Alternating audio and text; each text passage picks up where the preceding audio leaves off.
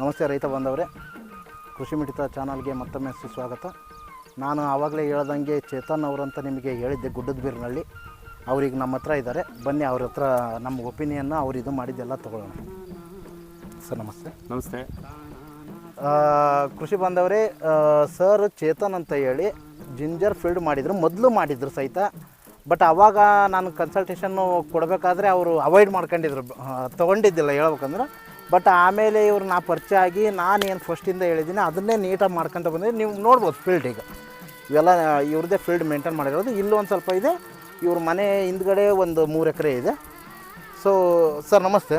ನಮ್ಮದು ನಿಮಗೆ ಸಜೆಷನ್ ಆಗಲಿ, ಕನ್ಸಲ್ಟೇಷನ್ ಆಗಲಿ, ನಂದು ರೆಕಮೆಂಡೇಷನ್ ಆಗಲಿ, ನಿಮಗೆ ಹೆಂಗೆ ಅನ್ನಿಸ್ತು? ಮೊದಲು ಏನು ಮಾಡಿದ್ರಿ, ಇವಾಗ? ನನ್ನ ಹೆಸರು ಚೇತನ್ ಅಂತೇಳಿ, ನಾನಿಲ್ಲಿ ಗುಡ್ಡದ ಬೀರಿನಳ್ಳಿ ವಾಸ, ಬರ್ಗೇನಹಳ್ಳಿ ಗ್ರಾಮ ಪಂಚಾಯಿತಿ ಅಧ್ಯಕ್ಷರಾಗಿ ಕಾರ್ಯನಿರ್ವಹಿಸ್ತಾ ಇದ್ದೆ. ಹಾಗೆ ಭಾರತೀಯ ಜನತಾ ಪಾರ್ಟಿಯಲ್ಲೂ ಸಹ BJPಯಲ್ಲಿ ಲೊಕ್ಕೊಳ್ಳಿ ಹೋಬಳಿ ಅಧ್ಯಕ್ಷನಾಗಿ ಕೆಲಸ ಮಾಡ್ತಾಯಿದ್ದೆ. ನನಗೆ ಹಿಂಗೆ ನಾನು ಹೋದನೇ ವರ್ಷ ಶುಂಠಿಯನ್ನು ಬೆಳೆಯೋಕ್ಕೆ ಹೋಗಿದ್ದೆ. ಫಸ್ಟ್ ಪ್ರಾರಂಭದ ಹಂತ ಹೋದನೇ ವರ್ಷ ಮಾಡಿದ್ದೆ. ಆವಾಗ ನಾನು ಒಬ್ಬರನ್ನ ಹಿಂಗೆ ಕನ್ಸಲ್ಟೇಷನ್ ಮಾಡಿ ಅವರು ಇದರಲ್ಲಿ ಮಾಡ್ತಾಯಿದ್ದೆ. ಬಟ್ ನಮಗೆ ಬೆಳೆ ಅಂತ ಚೆನ್ನಾಗಿ ಆಗಲಿಲ್ಲ. ಹಾಗಾಗಿ ನಾನು ಶುಂಠಿ ಮಾಡೋದೇ ಬೇಡ ಅಂತೇಳಿ ಕೈ ಬಿಡೋ ಪರಿಸ್ಥಿತಿಯಲ್ಲಿದ್ದಾಗ ನನಗೆ ನಮ್ಮದು ಒಂದು ಪಾರ್ಟಿ ಮೀಟಿಂಗಿಗೆ ತರೀಕೆರೆ ಹೋದಾಗ ಉಡೇವಲ್ಲಿ ವಿಜಯಣ್ಣ ಅಂತ ಒಬ್ಬರು ನನ್ನ ಸ್ನೇಹಿತರಿದ್ದಾರೆ. ಅವರು ಅಲ್ಲಿ ಹಿಂಗೆ ಪರಿಚಯ ಆಯಿತು. ಹಿಂಗೆ ಶುಂಠಿ ಹಾಕಲ್ವಾ ಅಂತ ಕೇಳಿದಾಗ, ಇಲ್ಲ ನಾನು ಮಾಡ್ತಾಯಿಲ್ಲ ಈ ಸಲ, ಯಾಕೋ ಹೋದ ಸಲ ಇಳುವರಿ ಡ್ರಾಪ್ ಆಯಿತು, ತುಂಬ ಒಂದು ಸ್ವಲ್ಪ ಲಾಸ್ ಥರ ಕಾಣ್ತು ಅಂದಾಗ, ತಡೀರಿ ಈ ಸಲ ನಮ್ಮವರೊಬ್ರು ಇದ್ದಾರೆ, ಅವ್ರನ್ನ ಪರಿಚಯ ಮಾಡಿಕೊಡ್ತೀನಿ ಅಂತೇಳಿ ಕರ್ಣ ಅವ್ರನ್ನ ಪರಿಚಯ ಮಾಡಿಕೊಟ್ರು. ಹಾಗಾಗಿ ಕರ್ಣ ಅವರು ಬರ್ರಿ ನೀವು ಮಾಡಿರಿ, ನಾವು ನಿಮಗೆ ಎಷ್ಟು ಸಹಕಾರ ಬೇಕು ಕೊಡ್ತೀವಿ ಅಂತ ಹೇಳಿದ್ರು. ಹಾಗಾಗಿ ನಾವು ಒಂದು 6 ಎಕರೆ ಅತಿ ಹೆಚ್ಚಿನ ಬಂಡವಾಳ, ಶುಂಠಿ ಹಾಕಬೇಕು ಅಂದರೆ ಒಂದು ಸ್ವಲ್ಪ ಬಂಡವಾಳ ಇರಬೇಕು. ಬಂಡವಾಳ ಶಾಹಿಗಳಾಗಿದ್ದರೂ ಒಳ್ಳೆಯದೇ, ಶುಂಠಿಯಲ್ಲಿ ತುಂಬ ಖರ್ಚು ಬರುತ್ತೆ. ಹಾಗಾಗಿ ಕರ್ಣವ್ರನ್ನ ಸಂಪರ್ಕ ಮಾಡಿದಾಗ ಕರ್ಣವರು ಇಲ್ಲ ನಾನು ಮೇಂಟೈನ್ ಮಾಡಿಸ್ಕೊಡ್ತೀನಿ ಮಾಡಿ ಅಂತ ಹೇಳಿದ್ರು. ನಾವು ಮಾಡಿದ್ದೀವಿ. ಹಾಗಾಗಿ ಇದು 5ನೇ ವರ್ಷದ 5 ತಿಂಗಳಾಯಿತು ಬೆಳೆಗೆ. ಕ್ರಾಪ್ ತುಂಬ ಇಲ್ಲಿವರೆಗೂ ಭಾರಿ ಚೆನ್ನಾಗಿದೆ, ತುಂಬ ಖುಷಿಯಾಗತ್ತೆ ಹೇಳ್ಕೊಳ್ಲಿಕ್ಕೆ.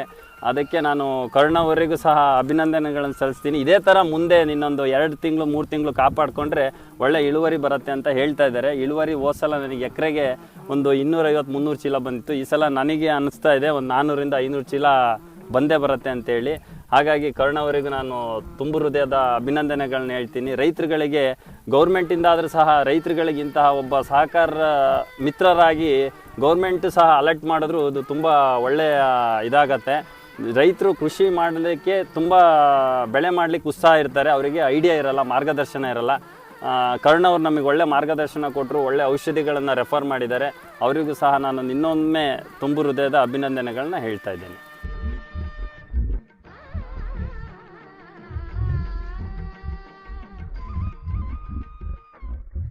ಚೇತನ್ ಅವ್ರದ್ದು ಇನ್ನೊಂದು ಪ್ಲಾಟು, ಇದು 2 ಗುಣಿ ಮಾಡಿರೋದು, ಅಲ್ಲಿರೋದು 3 ಗುಣಿದು.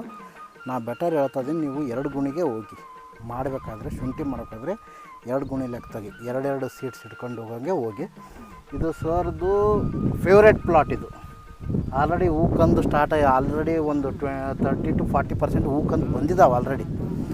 ಸರ್ಗೆ ಖುಷಿ ಇದೆ. ಸರ್ ಇಲ್ಲಿ ನಿಮಗೆ ಹೂಕಂದು ಯಾವಾಗಿಂದ ಕಾಣಕ್ಕೆ ಶುರುವಾಯ್ತು ಸರ್? ಹೂಕಂದು 1 ವಾರ ಆಯ್ತು. ಈಗ ಹೂಕಂದು ಎಲ್ಲ ಶುರುವಾಗಿದೆ.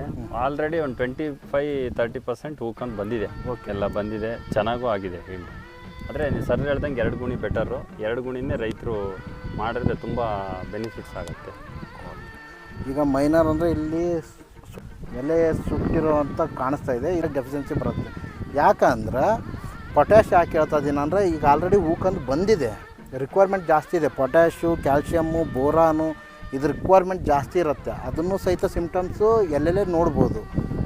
ಮತ್ತು ಇನ್ನು ಮೈನರಾಗಿ ಈ ಬೆಂಕಿ ರೋಗ ಟೈಪ್ ಆ ಥರ ಸೀವಿಯರ್ ಅನ್ನಂಗೆ ಏನಿಲ್ಲ, ಐತೆ ಅಲ್ಲೈತೆ. ಅದನ್ನೇನು ಕಂಟ್ರೋಲ್ ಮಾಡೋಕ್ಕೆ ನಾನು ನಾರ್ಮಲ್ ಫಂಗಿಸೈಡ್ ರೆಕಮೆಂಡೇಷನ್ ಕೊಟ್ಟಿನಿ. ಮೊದಲು ಹೊಡೆದಿದ್ದಾರೆ, ಅದು ಕಂಟ್ರೋಲ್ ಬಂದಿದೆ. ಅದು ಎಲ್ಲ ಒಣಗ್ತಾ ಇರೋದೆಲ್ಲ ಕಂಟ್ರೋಲಿಗೆ ಬಂದು ಒಣಗ್ತಾ ಇರೋದು, ಹೊಸ್ದಾಗಿ ಏನೂ ಕಾಣಿಸ್ತಾ ಇಲ್ಲ. ಸೊ ನೆಕ್ಸ್ಟು ಗಡ್ಡೆ ಡೆವಲಪ್ಮೆಂಟಿಗೆ, ಜಿಂಜರ್ ಟ್ಯೂಬರ್ ಡೆವಲಪ್ಮೆಂಟಿಗೆ ಏನೇನು ಬೇಕೋ ಅದನ್ನು ನಾನು ರೆಕಮೆಂಡೇಷನ್ ಕೊಡ್ತೀನಿ. ಇನ್ನೂ 1 ತಿಂಗಳು ಬಿಟ್ಟು ಮತ್ತೆ ಇವ್ರದ್ದು ವೀಡಿಯೋ ಮಾಡ್ತೀವಿ. ಅವಾಗ ಇವ್ರದ್ದು ಇಂಡಿವಿಜುವಲ್ ಒಂದು ಇದನ್ನು ಗಡ್ಡೆ ತೆಗೆದು ಅದ್ರ ತೂಕ ಮಾಡಿ, ಲೈವ್ ಆಗಿ ತೂಕ ಮಾಡಿ ನಿಮ್ಗೆ ತೋರಿಸ್ತೀವಿ.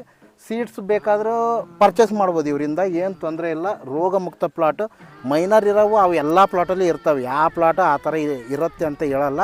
ಯಾಕಂದರೆ ಅದು ಕೊಳೆ ರೋಗ ಅವೆಲ್ಲ ಬರೋದು climate change ಆದಾಗಿಂದ.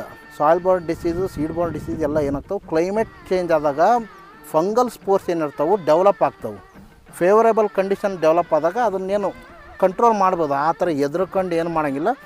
Better nutrient management, better fertiliser application, better package of practice follow ಮಾಡೋದ್ರಿಂದ ನಿಮಗೆ ಈಲ್ಡು ನೀವು ಎಷ್ಟು ಅಂದ್ಕೊಂಡಿರ್ತೀರೋ ಅದನ್ನು ತೊಗೊಳ್ಬೋದು. ಇವ್ರದ್ದು ಏನಿಲ್ಲ ಅಂದರೆ 400 to 500 plus 450 to 500 on on average ಬರುತ್ತೆ ಇವ್ರದ್ದು ಈಲ್ಡ್ ಬರುತ್ತೆ. ನಿಮಗೆ ಲೈವ್ ಆಗಿ ಅದ್ರ ಗಡ್ಡೆ ಸೈಜು ತೋರಿಸ್ತೀನಿ ಯಾವ ಥರ ಇದು ಮಾಡ್ಬೇಕಂತಂದು.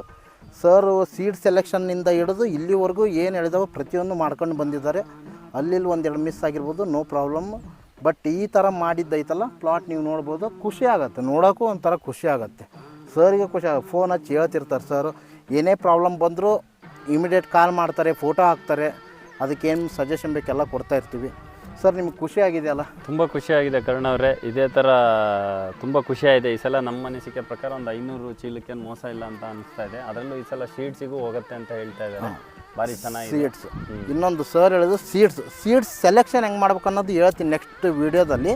ಯಾವ ಥರ ಸೀಡ್ ಸೆಲೆಕ್ಷನ್ ಮಾಡಬೇಕು, ಯಾವ ಥರ ಸೀಡ್ ಟ್ರೀಟ್ಮೆಂಟ್ ಮಾಡಬೇಕು ಅನ್ನೋದು ನಿಮಗೆ ನಾನು ಹೇಳ್ಕೊಡ್ತೀನಿ. ಅಲ್ಲಿವರೆಗೂ ಪೇಜ್ನ ಲೈಕ್ ಮಾಡಿ ಫಾಲೋ ಮಾಡ್ತೀರಿ. Thank you.